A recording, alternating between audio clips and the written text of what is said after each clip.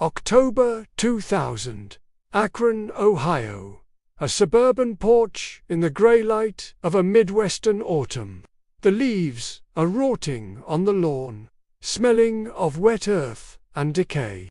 An old man stands on the welcome mat. He is dressed in an expensive wool coat. He holds a hat in one hand and a plastic-wrapped bundle in the other. This is Klaus Wegner. He is 75 years old. He looks like what he is, a successful man, a patriarch, a survivor.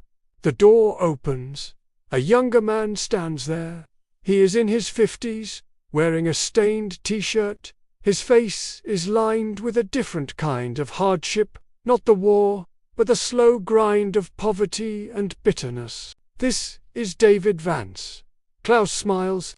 It is a rehearsed smile, one he has practiced in the mirror for decades. He begins to speak. He talks of gratitude.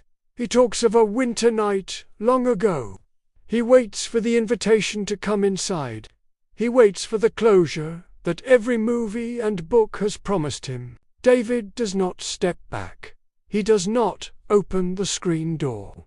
He looks at the German with eyes that are flat and hard, like stones in a riverbed. "You think this is a reunion?" David says. His voice is quiet, terrifyingly calm.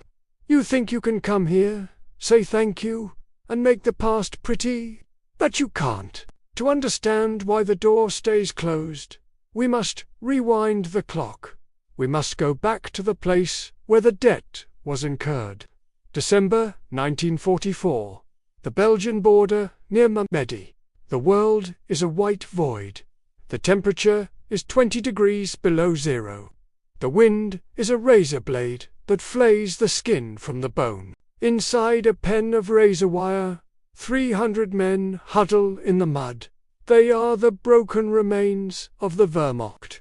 Klaus Wegner is 19. He is a baker's son from Dresden, shivering in a uniform that has dissolved into rags.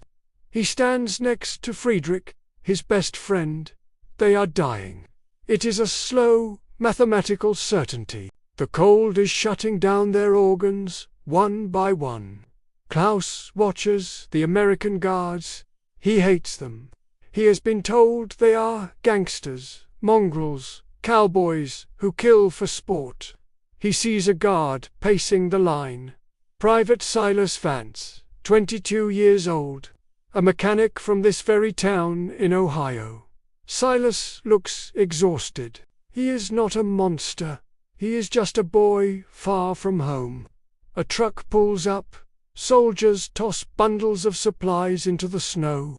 Klaus sees an olive-drab bundle land near his feet. It looks thin, pathetic.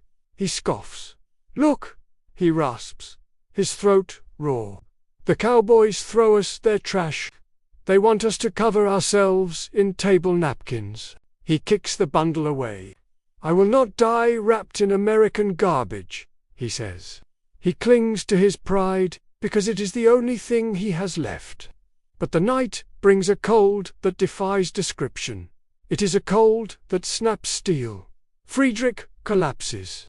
His eyes roll back. He stops shivering. Panic breaks Klaus's pride. He crawls through the slush. He grabs the garbage. He expects rough canvas. He expects ice. He unfolds it.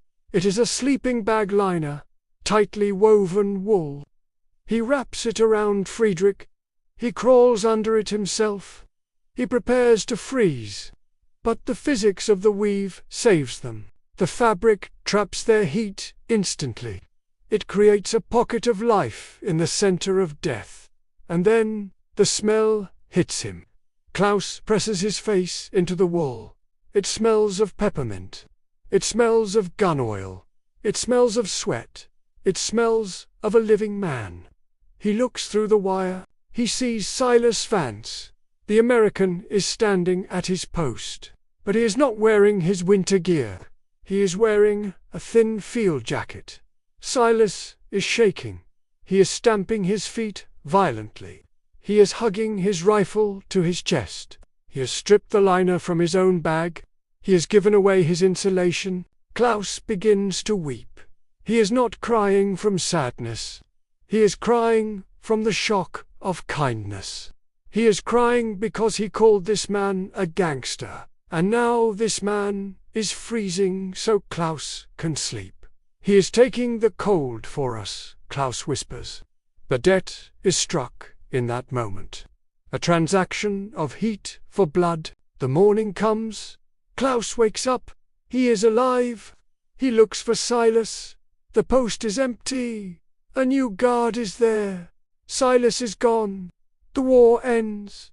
Klaus returns to Dresden. He works hard. He rebuilds the bakery. He marries. He raises 3 children. He becomes wealthier. He is a good man, but he never forgets the smell of peppermint. He spends 50 years searching for the name Silas Vance. He hires investigators. He wants to find him. He wants to shake his hand. He wants to give him the blanket back. He finally finds the address in Akron. He flies across the ocean. He rents a car. He drives to the house. Which brings us back to the porch.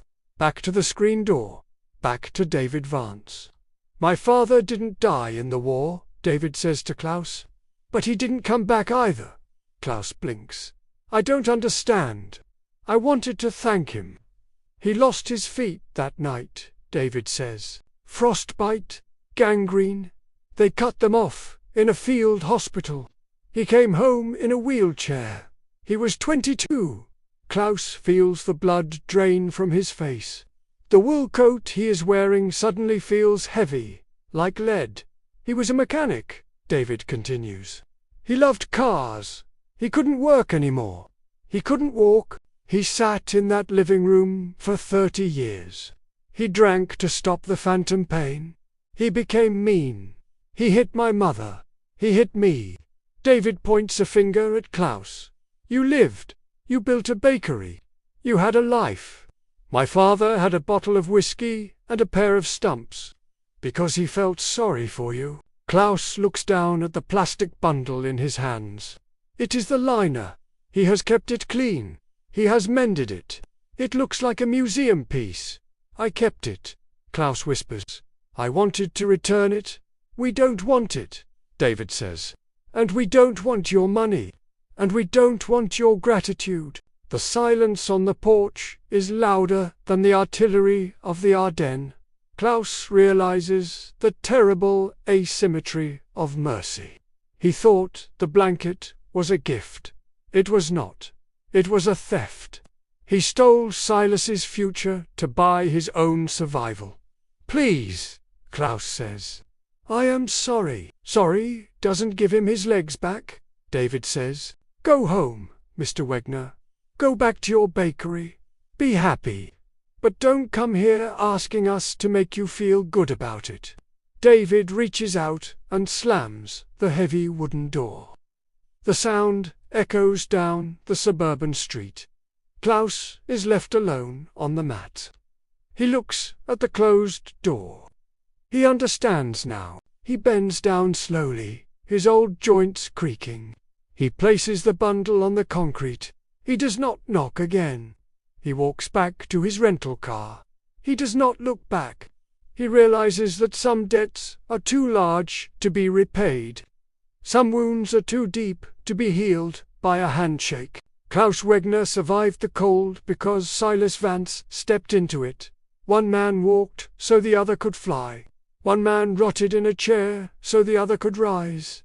The blanket sits on the porch. The wind picks up, blowing dead leaves over the olive-drab wool. Forgiveness is a luxury. It is a gift that the victim gives to the perpetrator. But sometimes there is nothing left to give.